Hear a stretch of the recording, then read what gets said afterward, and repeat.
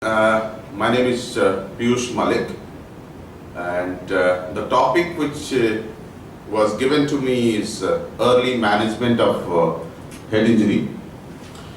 First of all, I want to apologize due to the hospital commitments. There is an accreditation program coming here. I could not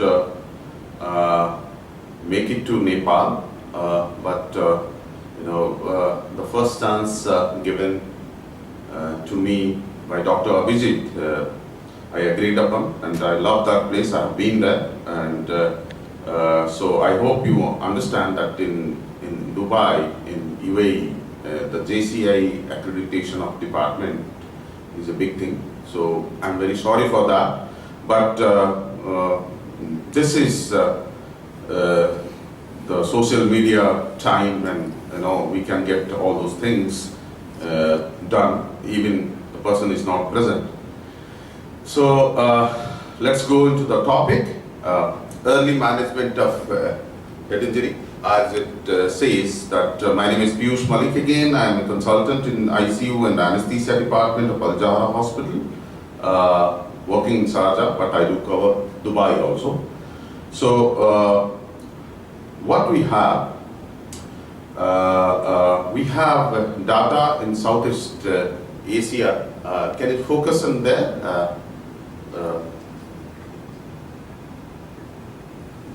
So this is the topic, early management of head injury.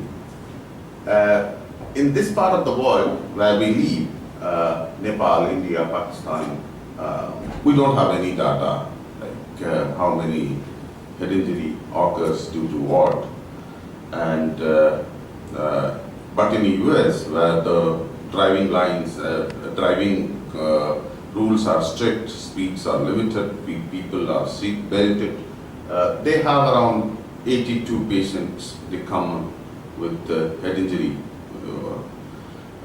on 100,000 populations. Like 17% of these admissions, they die. Lot more, they go into disabilities. What we can do, early management reduces secondary injuries. And this patient who go into disability, they are usually burden in the society, the family, so they don't do well for the whole community. So history-wise, usually we get a fall, road trauma, road traffic accident, assault, blunt or penetrating trauma, other associated injury with head trauma. If head trauma with alcohol, it becomes a little more messy. Now we have to remember this. I hope people are reviewing. They think that they remember Glasgow Coma Scale, but usually this is I would recommend to review it, and whatever Glasgow Coma Scale numbers as to memorize. Even seniors, they tend to forget it. Lots of management plan based on this Glasgow Coma Scale. Any patient that has GCS of less than 15 has to be hospitalized from beginning of head injury. Now, any patient that has memory loss, neurological symptoms, clinical evidence of skull fracture, significant extracranial injuries, mechanism of injury is not severe. So basically, uncertainty about diagnosis, they have a lot of comorbidities, adverse and social factors. So, these are the things which needs admission.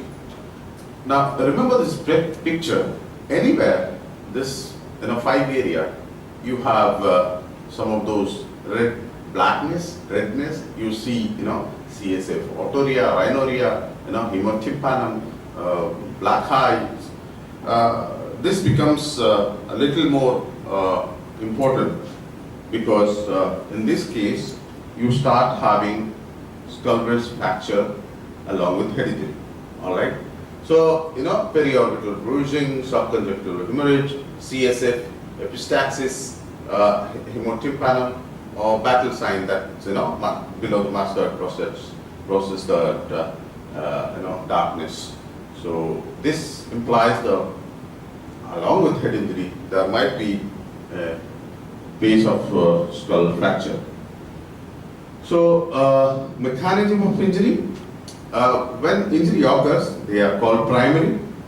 We cannot do much about that because injury has already occurred. This is a preventive medicine or preventive strategy of whole system needed, starting from speed limitation to seat belt and whatever educational thing. So we don't have control over that. What we have a little control is preventing secondary injury. All right. Among all these two, the primary injury and secondary injury, most of the things are told and managed. And there is lots of literature on that. What is new is impact apnea. In between these two, there is something called impact apnea. The patient might have this and die. We'll discuss young and healthy head injury, how come he died within 5 minutes. All right, the impact apnea. This is new thing. I hope some people might have known it, but this is something very new in head injury. Now, secondary brain injury. How do we manage? In the past and present, we give mannitol, we give hypertonic saline, we do surgical intervention for severe head trauma like decompressive craniectomy. We take out bone flap to decrease the pressure. We monitor ICP. We hyperventilate them. We give barbiturates for producing a barbiturate coma, thinking that it is going to work. In recent past, steroid was very much there in neurosurgeons' pocket. Anti-seizure medications. So these are the intervention till now we know, which is being done for head injury.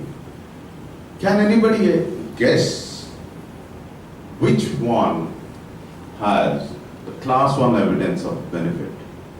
Just now we've spoken about so many interventions. According to the data, 0, nothing works. There is no class 1 benefit of any of the things we just spoke about. So where are we? That means we know nothing about head injury. Things that works are common sense. We don't need any rocket science for head injury. So let's see what are the things that works. Things that definitely work in head injury are common sense. A good oxygenation, a high blood pressure, a head-up position, normal CO2, normal O2, early nutrition, all those prophylaxis bundle if the patient gets intubated, the CVP bundle, VAP bundle, and prevention of secondary infection. These are the very common things that works very well in head injury. Hyperventilation and hyperoxia are bad. Now, hyperventilation, many of us are updated that severe vasoconstriction produced less than 25 millimeter of mercury of PCO2 produces badness. Now, the data is emerging that if you give 100% oxygen thinking that brain will do fine, you are doing more harm than anything else. So how hyperoxia is bad? They have taken around 8,000 patients, those who had head injury, and they have calculated the retrospectively the PO2, and they found that those patients did not do well or died, had a common thing in them. That is, the PO2 value was more than 300. So, now the data is emerging from the therapeutic hypothermia literature of ICU that those patients, those who were kept 100% oxygen, and the PO2 was more than 300 again, They did not do fine. So basically, PO2 of 300 is bad, and PCO2 of below 30 is bad as well. So what GCS to intubate? Now, recommendation from Brain Trauma Foundation, they say GCS of less than 9, and some books says 8, you should intubate. But take it from me, if the patient you think that he is not going to do fine in near future, better to intubate them, even the GCS is 12. He is deteriorating, getting more agitated, and his conditions in due course of time going to go worse. He's having a lot of pain. So, better to intubate them. Now, CT scan, gold standard. It should be done as soon as possible. There is ample of data that extradural, subdural, if operated early, they do fine. Difficult decision is for intractable rise in ICP, what to do. Now, we have a large randomized controlled study from Australia, TECRA trial. They did decompression by bifrontal lobectomy, and thinking that if we keep the pressures below 25 of below 25 by putting that bolt measurement, they will do fine, but they did not. So there is something more to it. So we don't have all these things. We don't put bolts or intracranial catheter or intraventricular catheter to measure, ICP. I don't think you people are doing it. In AIMS also, when I was working, it is not being done. And in Dubai also, it is a rarity. So what else in low resource situation, if a neurosurgeon is not willing to put a bolt, and the bolt or the intracranial catheter or the lesser ICP monitor, we can surrogate it by optic nerve shift diameter or transcranial Doppler. I'll speak about them. They are not very evidence-based. The evidence is emerging.